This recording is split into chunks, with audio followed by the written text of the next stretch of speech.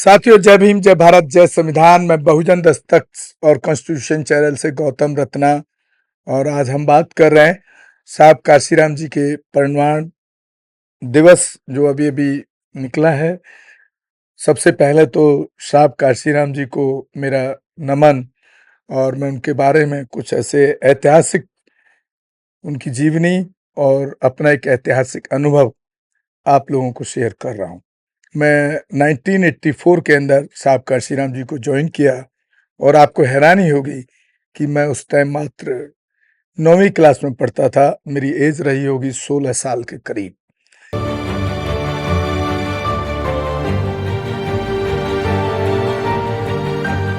पर मैं एक चीज और आपको बता रहा हूं। जो यूपी की सरकार दो कारणों के कारण गिरी थी, जिस घटना पर, ये 1994 की घटना है, दोना कांड। एक इलाहाबाद के अंदर एक दोना गांव है जहां पे एक महिला को निर्वस्त्र पूरे गांव के सामने घुमाया गया था। उसमें मुलायम सिंह यादव ने, क्योंकि वो पटेल समाज के लोग थे जो पिछड़े समाज से थे, पिछड़ा समाज नाराज ना हो जाए, तो मुलायम सिंह सरकार ने एज ए मुख्यमंत्री रहते उसमें ठोस कार्रवाई ना करी। और उस सरकार को गिराने के पीछे एक ये भी कारण था।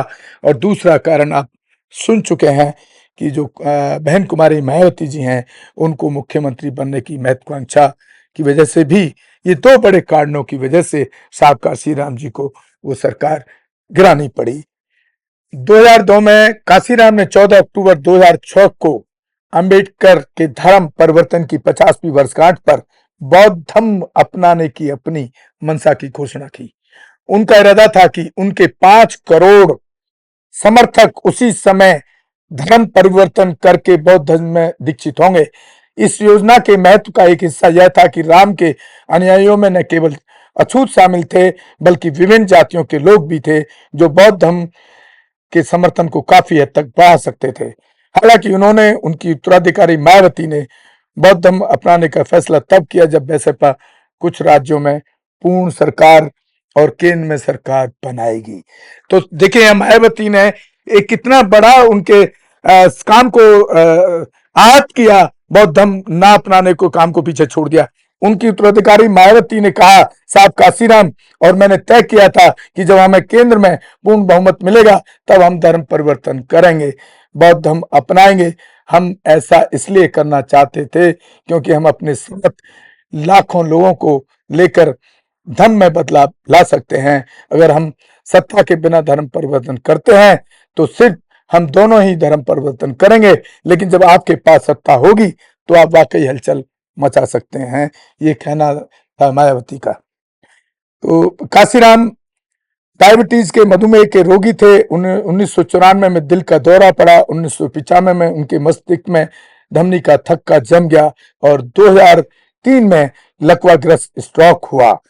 9 अक्टूबर 2006 को 72 वर्ष की आयु में दिल का दौरा पड़ने से नई दिल्ली में उनका निधन हो गया। वे लगभग 2 साल से अधिक समय से बिस्तर पर पड़े रहे। उनकी इच्छा के अनुसार उनका अंतिम संस्कार बौद्ध परंपरा के अनुसार किया गया, जिसमें मायावती ने चिता को अग्नि दी, उनकी राख को एक कलश में रखा गया और प्रेरणा स्थल पर रखा गया जहां कई लोगों ने उन्हें श्रद्धांजलि दी। अपने शोक संदेश में भारतीय प्रधानमंत्री मनमोहन सिंह ने काशीराम को हमारे समय के सबसे महान समाज सुधारकों में से एक बताया। उनके राजनीतिक विचारों और आंदोलनों का हमारे राजनीतिक विकास पर महत्वपूर्ण प्रभाव पड़ा। उन्हें सामाजिक परिवर्तन की व्यापक समझ थी और वे हमारे समाज के विभिन्न वंचित वर्गों को एकजुट करने और एक राजनीतिक मंच प्रदान करने में सक्षम थे जहां उनकी आवाज सुनी जा सके। राम के नेतृत्व में, काशीराम साहब के नेतृत्व में बीएसपी ने 1999 के संसदीय चुनावों में 14 संसदीय सीटें जीती। 1982 में काशीराम ने the chamcha, the age, the era of the stooges नामक पुस्तक लिखी, चमचा युग, जिसमें उन्होंने दलित नेताओं के लिए चमचा कठपुतली शब्द का इस्तेमाल किया, जिनके बारे में उनका आरोप था कि उनके पास भारतीय राष्ट्रीय कांग्रेस और भारतीय जनता पार्टी, बीजेपी जैसे पार्टियों के लिए काम करने का स्वार्थी कारण थे। उनकी पुस्तक बर्थ ऑफ बाम से भी प्रकाशित हुई थी। उनकी जीवनी Kashiram, leader of the Dalits, Badrinath Tiwari द्वारा लिखी गई थी। उनके भाषणों को अनुज कुमार द्वारा बहुजन नायक काशीराम के आविष्कार भाषण, एस गौतम और AR अकेला द्वारा संकलित काशीराम के लेख और भाषण 1997 में बहुजन समाज प्रकाशन द्वारा काशीराम के संपादकीय जैसी पुस्तकों में संकलित किए गए। तो साथियों, आप सुन रहे थे साहब काशीराम जी की जीवनी को, उनके संघर्ष को, उनके कामों को, और यहाँ आपको ये बिल्कुल जो मैंने आपको बताया ये मेरी अपनी तरफ से नहीं है, मेरा उनके साथ जो एक्सपीरियंस था वो आपको शेयर किया। और मैं जहां तक इसको एनालिसिस करता हूं तो जो साहब का विजन था वो मायावती का विजन नहीं है।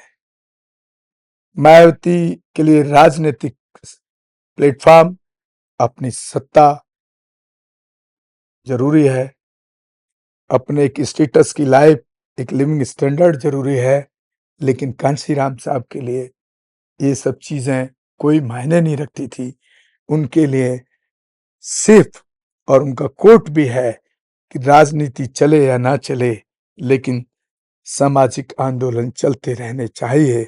और आज जब मैं देखता हूं तो मुझे बड़ी पीड़ा होती है कि आज सिर्फ मायावती एक तरफ उनकी उत्तराधिकारी कहती हैं अपने आप को, लेकिन जब हम उनके कामों पर नजर डालते हैं तो उनका सिर्फ सत्ता के अलावा दूसरा कोई काम नहीं दिखाई दे रहा है सरकार जाने के बाद। जबकि साहब काशीराम का जो पहला प्रायोरिटी जो था वो था सामाजिक आंदोलन, राजनीतिक आंदोलन सेकंड प्रायोरिटी में था।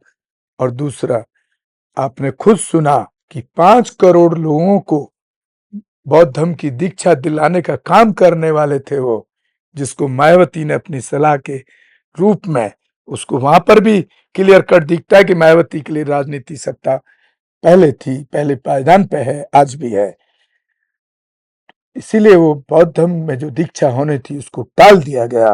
ये बड़ा दुख का विषय है और सोचना का विषय है, क्योंकि बुद्ध धर्म अपनाने से आपको, अगर आज की पीढ़ी में लोग आपको शेड्यूल कास्ट कहेंगे, दलित कहेंगे, आपकी जातियों के नाम से पुकारेंगे, लेकिन आने वाली आपकी पीढ़ी को अगर आप हिंदुज्म को छोड़ देंगे तो आप जाति से बाहर आ जाएंगे।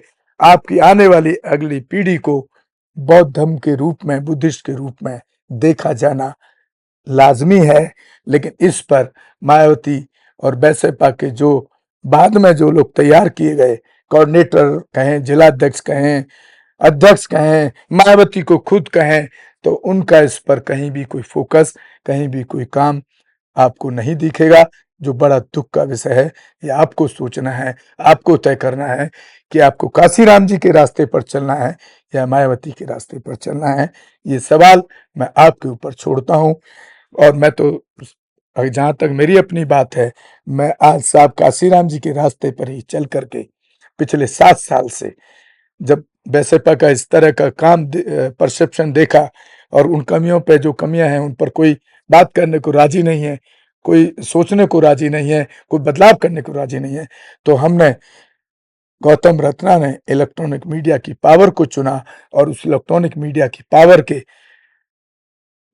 को इस्तेमाल करके आज जहां पूरे देश में कहीं एट्रोसिटी होती हैं, उस पर हम न्याय दिलाने के लिए काम अकेले कर रहे हैं। हमारे साथ कोई साथी भी नहीं जुड़ा, क्योंकि सबको राजनीतिक चस्का ऐसा लग गया है। कोई चंद्रशेखर आजाद के साथ चला गया, कोई अठावले के साथ चला गया, कोई उदित राज के साथ चला गया, कोई मायावती की गोद में बैठ गया। तो मैं इन सब चीजों से, मुझे तो कोई फर्क नहीं पड़ा। मैं बखूबी अपने इलेक्ट्रॉनिक मीडिया को, ताकत को इस्तेमाल करके अपने बहुजन समाज पे होने वाले अत्याचारों पर बखूबी काम कर रहा हूँ, पॉजिटिव कर रहा हूँ। मेरे फोन के बाद हर अफसर कोई इस तरह की घटनाएं जब मेरे पास आती हैं उसमें कार्रवाई करते हैं। और आपके, हमारे चैनल पे मेरे नंबर दिए हुए हैं, अगर आपको कोई ऐसी घटना नजर आए तो प्लीज आप हमें ज़रूर इन्फॉर्म करें और हम उसमें संवैधानिक तरीके से संविधान की धाराओं के तहत कार्रवाई कराने में बिल्कुल कामयाब होते रहे हैं और होते रहेंगे और होते हैं। इसी के साथ और साथियों, अगर हो सके तो आप हमारे चैनल को आर्थिक सहयोग भी ज़रूर करें, क्योंकि एक बड़ा खर्चा इस पर होता है। और आप सोच लीजिए कि मैं अकेले ये काम करता हूँ, ना मेरे पास कोई एडिटर है, ना मेरे पास कोई कैमरामैन है, ना मेरे पास कोई यहाँ ऑफिस बॉय है। एडिटिंग से लेकर के, कैमरा चलाने से लेकर के, लिखने से, पोस्टर बनाने से, एडिटिंग करने से, सब काम मैं अकेले करता हूँ। इसी के साथ आपसे विदा लेता हूँ। जय भीम, जय भारत, जय संविधान, नमो बुद्धाय, धन्यवाद। हमारे चैनल बहुजन दस्तक को लाइक, शेयर, सब्सक्राइब देखना मत भूलिएगा। जय भीम, जय भारत, जय संविधान, नमो बुद्धाय, धन्यवाद। चैनल आर्थिक समस्या से गुजर रहा है। अगर आप बहुजन समाज में बाबा साहेब अम्बेडकर और तथागत बुद्ध की विचारधारा को अधिक से अधिक लोगों तक पहुंचाना चाहते हैं तो हमें आर्थिक सहयोग प्रदान करें, ताकि हम अपने चैनल के माध्यम से देश विदेश में समता, बंधुता, एकता और संवैधानिक अधिकारों को ज्यादा से ज्यादा लोगों तक पहुंचा सकें। आप अपनी सहायता राशि नीचे लिखे खाते में जमा करा सकते हैं। खाता धारक गौतम रत्ना, खाता संख्या 3169576865 IFSC कोड SBIN 0060336, बैंक भारतीय स्टेट बैंक। आप हमारे बैंक खाते का विवरण स्क्रीन पर भी देख सकते हैं। हमारे channel Gautam films production and raw cinema को लाइक, शेयर, सब्सक्राइब देखना मत भूलिएगा। थैंक्स, धन्यवाद। मैं गौतम रत्ना गौतम फिल्म्स प्रोडक्शन में आपका स्वागत करता हूं। आप हमारे प्रोडक्शन हाउस के अंदर अपना कैरियर बना सकते हैं as a film director, as a producer and actor and actress and editor and cinematographer also. और अगर आपको फिल्म से रिलेटेड कुछ भी प्रोजेक्ट आपको बनवाना है तो हमारे पास में पूरा सेटअप है, जिसमें फिल्म कैमरा है, शूटिंग लाइट्स है और एडिटिंग है। सारा A to Z एक ही जगह पर आपको हमारे यहाँ पर मिल जाएगा। तो दोस्तों, आप हमें कांटेक्ट कर सकते हैं हमारे नंबर्स पर 9810085714 और 8510005714। हमें मेल भी कर सकते हैं gautamfilmsproduction@gmail.com पर। धन्यवाद।